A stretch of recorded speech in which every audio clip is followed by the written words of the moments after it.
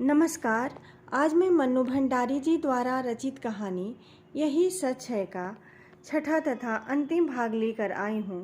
पिछले भाग में हम लोग यहाँ तक सुन चुके थे कि लगता है रात आधी से भी अधिक ढल गई है। अब आगे की कहानी। मित्रों, आगे की कहानी प्रस्तुत करने से पहले आप लोगों से मेरा एक अनुरोध है कि अगर आप लोग मेरे चैनल को सब्सक्राइब नहीं किए हैं तो ज़रूर सब्सक्राइब कीजिए ताकि मैं पूरी कहानी आप लोगों तक पहुंचा सकूं। प्रस्तुत है आगे की कहानी। मन में उत्कट अभिलाषा होते हुए भी निशीथ की आवश्यक मीटिंग की बात सुनकर मैंने कह दिया था कि तुम स्टेशन मत आना। ईरा आई थी पर गाड़ी पर बिठाकर ही चली गई, या कहूँ कि मैं ज़बरदस्ती ही उसे भेज दिया। मैं जानती थी कि लाख मना करने पर भी निशीथ आएगा और विदा के उन अंतिम क्षणों में मैं उसके साथ अकेले ही रहना चाहती थी। मन में एक दबी सी आशा थी कि चलते समय ही शायद वह कुछ कह दे। गाड़ी चलने में जब 10 मिनट रह गए तो देखा बड़ी व्यग्रता से डिब्बों में झांकता झांकता निशीथ आ रहा था। पागल, उसे इतना तो समझना चाहिए कि उसकी प्रतीक्षा में मैं यहाँ बाहर खड़ी हूँ। मैं दौड़कर उसके पास चली जाती हूँ। आप क्यों आए? पर मुझे उसका आना बड़ा अच्छा लगता है। वह बहुत थका हुआ लग रहा है। शायद सारा दिन बहुत व्यस्त रहा और दौड़ता दौड़ता मुझे सियाह करने यहाँ आ पहुँचा। मन करता है कुछ ऐसा करूं जिससे इसकी सारी थकान दूर हो जाए, पर क्या करूं? हम डिब्बे के पास आ जाते हैं। जगह अच्छी मिल गई। वह अंदर झांकते हुए पूछता है, हाँ, पानी वानी तो है। बिस्तर फैला लिया? मैं खींच पड़ती हूँ।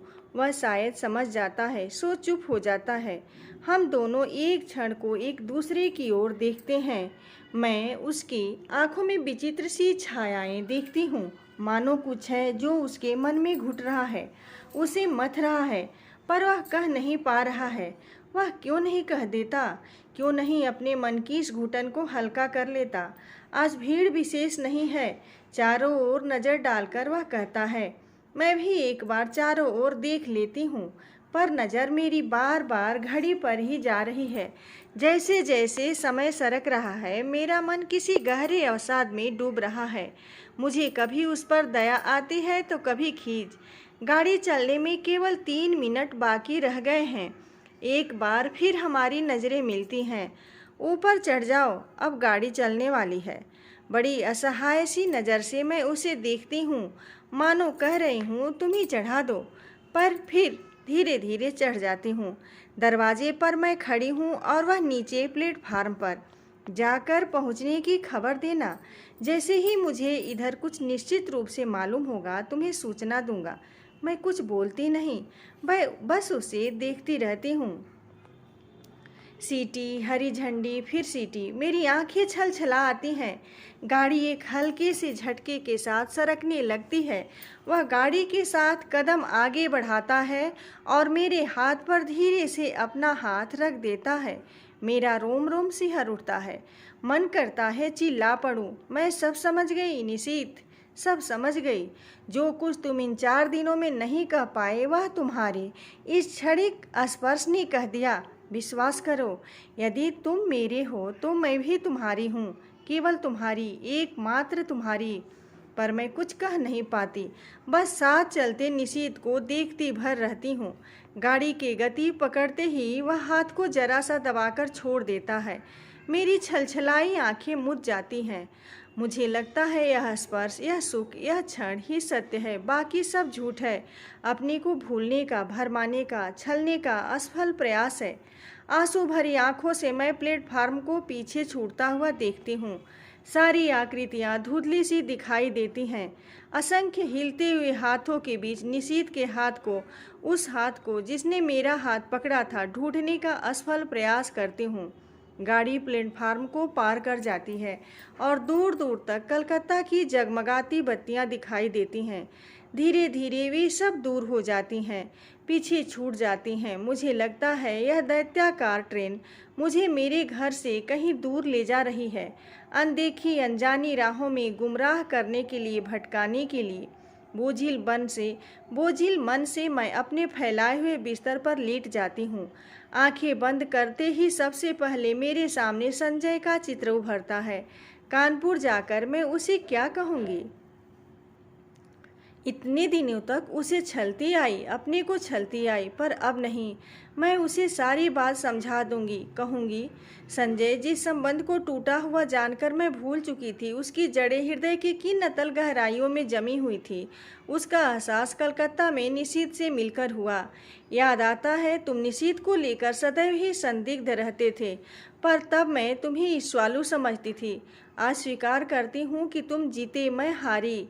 सच मानना संजय, 2.5 साल मैं स्वयं भ्रम में थी और तुम्हें भी भ्रम में डाल रखा था, पर आज भ्रम के, छलना के सारे ही जाल छिन्न भिन्न हो गए हैं। मैं आज भी निशीथ को प्यार करती हूँ और यह जानने के बाद एक दिन भी तुम्हारे साथ और छल करने का दुस्साहस कैसे करूँ। आज पहली बार मैंने अपने संबंधों का विश्लेषण किया तो जैसे सब कुछ ही स्पष्ट हो गया, और जब मेरे सामने सब कुछ स्पष्ट हो गया तो तुमसे कुछ भी नहीं छुपा पाऊंगी। तुम्हारे सामने मैं चाहूँ तो भी झूठ नहीं बोल सकती। आज लग रहा है तुम्हारे प्रति मेरे मन में जो भी भावना है वह प्यार की नहीं, केवल कृतज्ञता की है। तुमने मुझे उस समय सहारा दिया जब अपने पिता और निशीथ को खोकर मैं चूर चूर हो चुकी थी। सारा संसार मुझे वीरान नजर आने लगा था। उस समय तुमने अपने स्नेही स्पर्श से मुझे जिला दिया। मेरा मुरझाया मन हरा भरा हो गया। मैं कृतकृत्य हो उठी और समझने लगी कि मैं तुमसे प्यार करती हूँ, पर प्यार की बेसुध घड़ियाँ, वे विभोर क्षण, तन्मयता के वे पल जहाँ शब्द चुक जाते हैं, हमारे जीवन में कभी नहीं आए। तुम ही बताओ, आए कभी?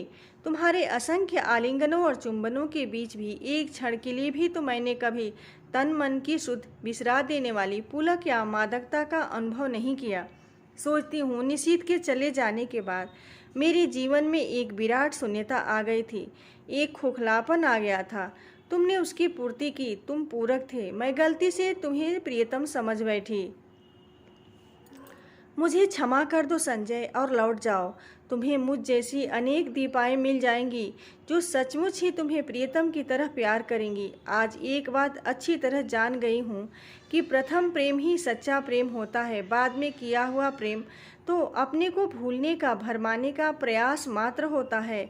इसी तरह की असंख्य बातें मेरे दिमाग को आती हैं जो मैं संजय से कहूँगी, कह सकूँगी यह सब, लेकिन कहना तो होगा ही।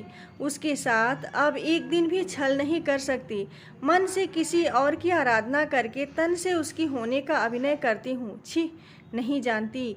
यही सब सोचते सोचते मुझे कब नींद आ गई। लौटकर अपना कमरा खोलती तो देखती हूँ सब कुछ ज्यों का त्यों ही, सिर्फ फूलदान के रजनीगंधा मुरझा गए हैं। कुछ फूल झरकर जमीन पर इधर उधर भी बिखर गए हैं। आगे बढ़ती हूँ तो जमीन पर पड़ा एक लिफाफा दिखाई देता है। संजय की लिखाई है। खोला तो छोटा सा पत्र था। दीपा, तुमने जो कलकत्ता जाकर कोई सूचना ही नहीं दी।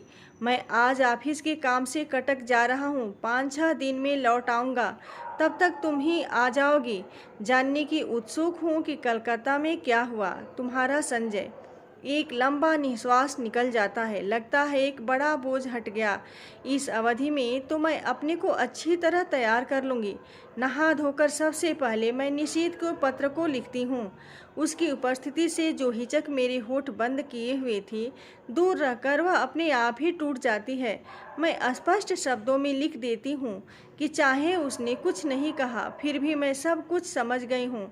साथ ही यह भी लिख देती हूँ कि मैं उसकी उस हरकत से बहुत दुखी थी, बहुत नाराज थी, पर उसे देखते ही जैसे सारा क्रोध बह गया। इस अपनत्व को मैं क्रोध भला टिक भी कैसे पाता।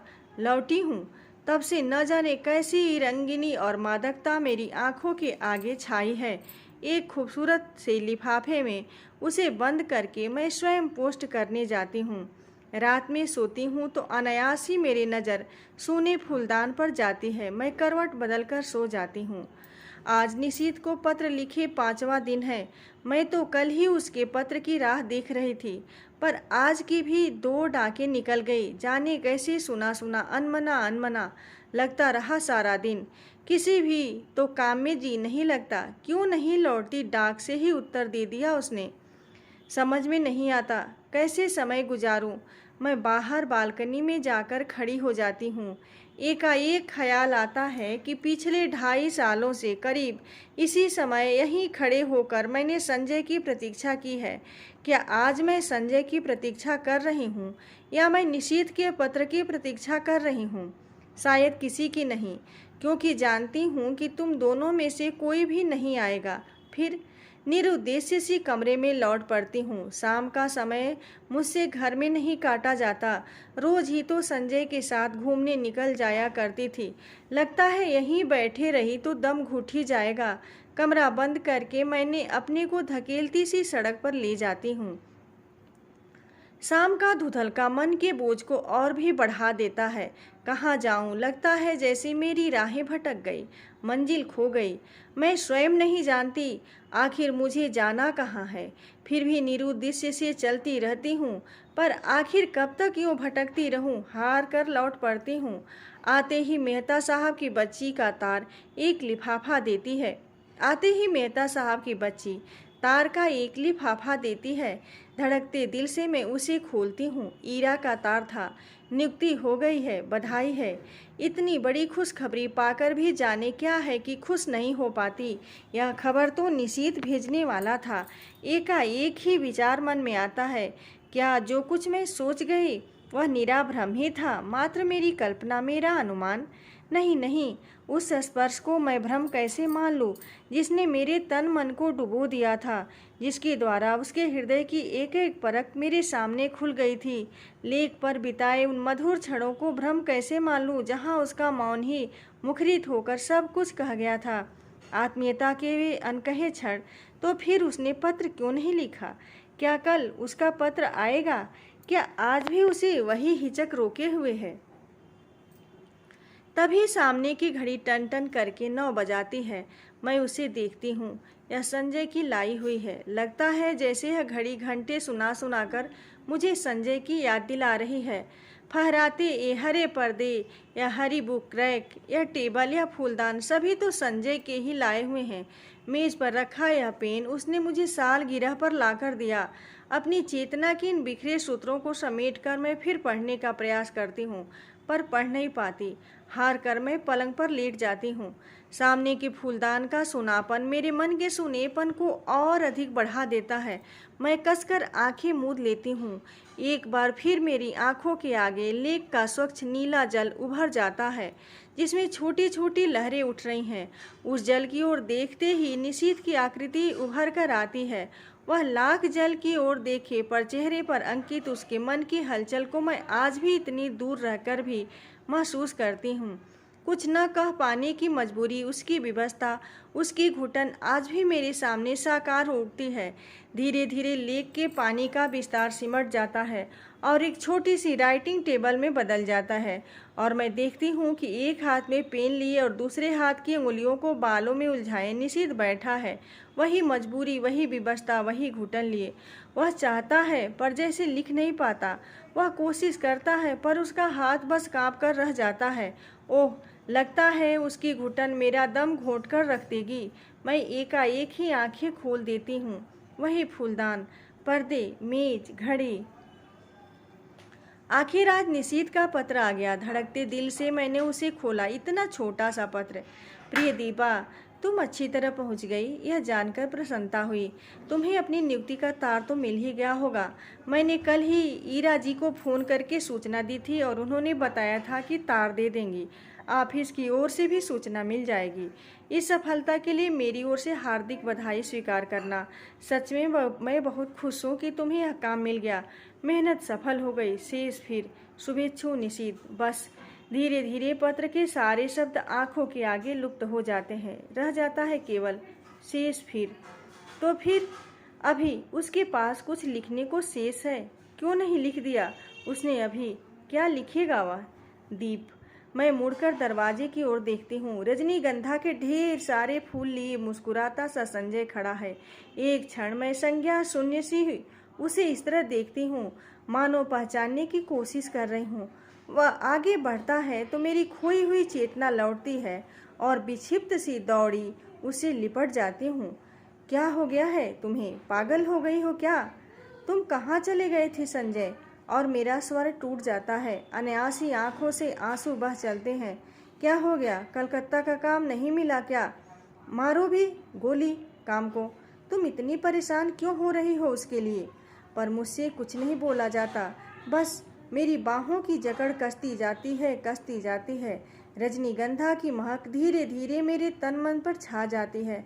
तभी मैं अपने भाल पर संजय के अधरों का स्पर्श महसूस करती हूँ और मुझे लगता है यह स्पर्श, यह सुख, यह क्षण ही सत्य है। वह सब झूठ था, मिथ्या था, भ्रम था और हम दोनों एक दूसरे के आलिंगन में बंधे रहते हैं, चुंबित प्रतिचुंबित। मित्रों, अगर यह कहानी पसंद आई हो तो आप लाइक कमेंट जरूर कीजिए।